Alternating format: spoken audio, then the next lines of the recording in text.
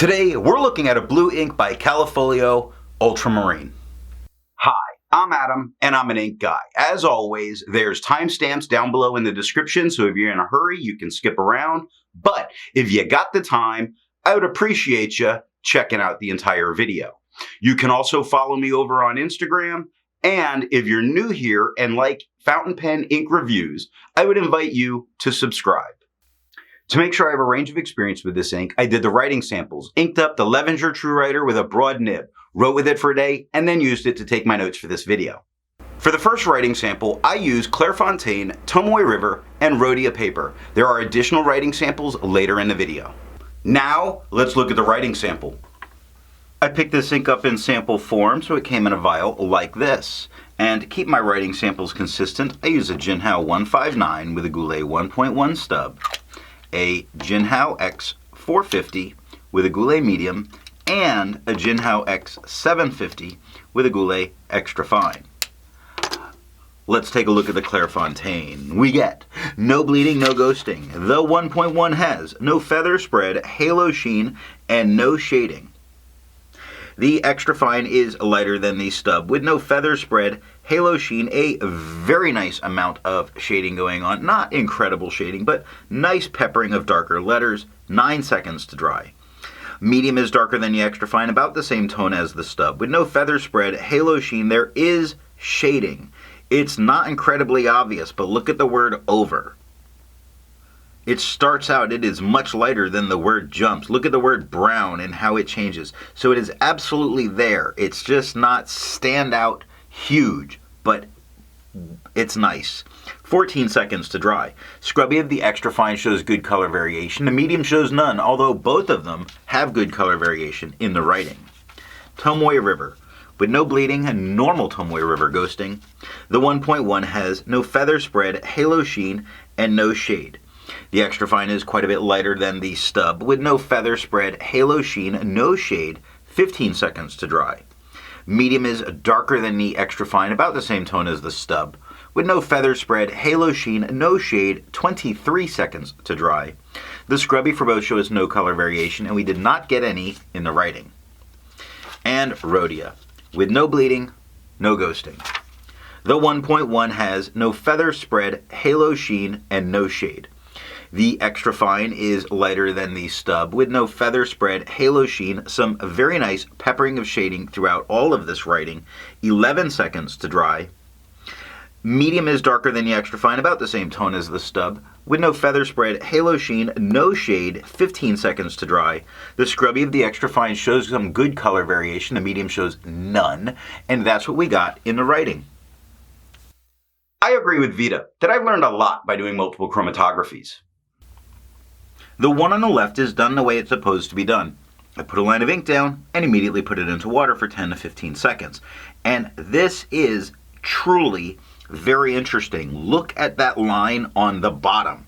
That line on the bottom is really started to fixate in there.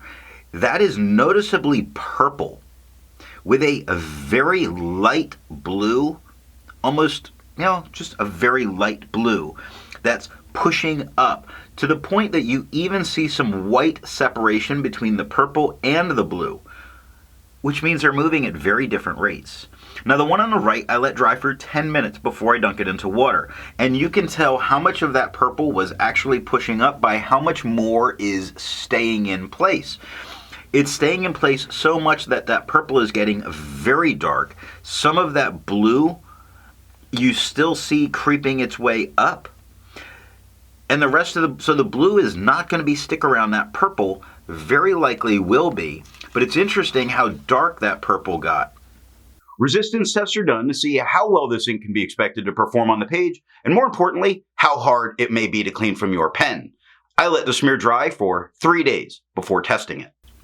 Looking at the highlighter, this ink looks perfectly acceptable in a note-taking situation if you had to go back and highlight. There's no major blowout or loss of the writing that's there. Now, water is moving some of the blue, but none of the purple. We're having the same problem with pen flush. It's really only moving some of that top layer of ink around and not really getting to what's down into the paper. For this ink, I did not need to use anything more than water to get it out of my pen.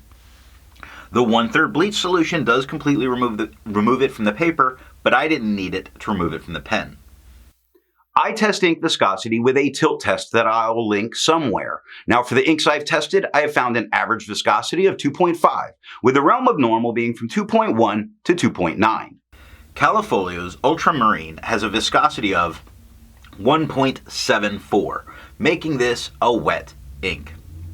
To find my average dry times, I use my writing samples done on Clairfontaine, Tomoe River, and Rhodia paper. I average those, and what I found is the average dry time is 17 seconds, with the realm of normal being from 13 to 21 seconds. Callifolio's Ultramarine has an average dry time of 15 seconds, making it normal. Instead of finding inks that look like Callifolio's Ultramarine, I would prefer to find an ink that complements its color on the page. I wanted a nice gray, and I chose the Atramentis Fog Grey. The second writing sample is done on yellow Rhodia, black and red, and white lines paper. Here we're looking at the yellow Rhodia, not to look at a performance change, but more to see if we go through any kind of tone variation. A lot because of how purple this ink can be. And the interesting thing is, as you take a close look at it, it would likely pass in a professional environment. But it definitely does make a slight shift towards purple, not so much with the extra fine, not with the stub, but when it's going down in the medium, look at the tone change from this jumps to this jumps. There's a slight purple lean, which was really what I thought might happen with the yellow paper. Not that I think that would really be a problem in a professional environment. Black and red notebooks with no bleeding, no ghosting. The 1.1 has no feather spread, halo sheen, and no shade. The extra fine is lighter than the stub with no feather spread, halo sheen, no shade, 5 seconds to dry. Medium is the same tone as the stub with no feather spread, halo sheen, no shade, and 8 seconds to dry. The scrubby for both show no color variation, and we didn't get it in the writing. And white lines, with no bleeding, no ghosting. The 1.1 has no feather spread, halo sheen, and no shade. The extra fine is lighter than the stub with no feather spread, halo sheen, and no shade, 3 seconds to dry. Medium is the same tone as the stub with no feather spread, halo sheen, no shade, 5 seconds to dry. The scrubby for the extra fine is showing some color variation. The medium shows none, but we got none in any of the writing, and that is all that I have for writing samples. So what do I think of Callifolio's Ultramarine? I know that in the Sailor Ultramarine video I said that was a perfect match. This one feels just a little bit too light to be a perfect match for that color. Now it does write very nice and it does look pleasant on the page, but as a tone match for me for its name, it feels a little bit off. What nib and pen can give the best writing experience with this ink? A medium flow, medium or fine can put down a decent tone with some nice shading, and a very wet medium or broad does make it quite a bit darker and sacrifices that shading, but I think the tone gets a little closer to what I would expect. If you enjoyed this video, give it a thumbs up, and thanks for watching.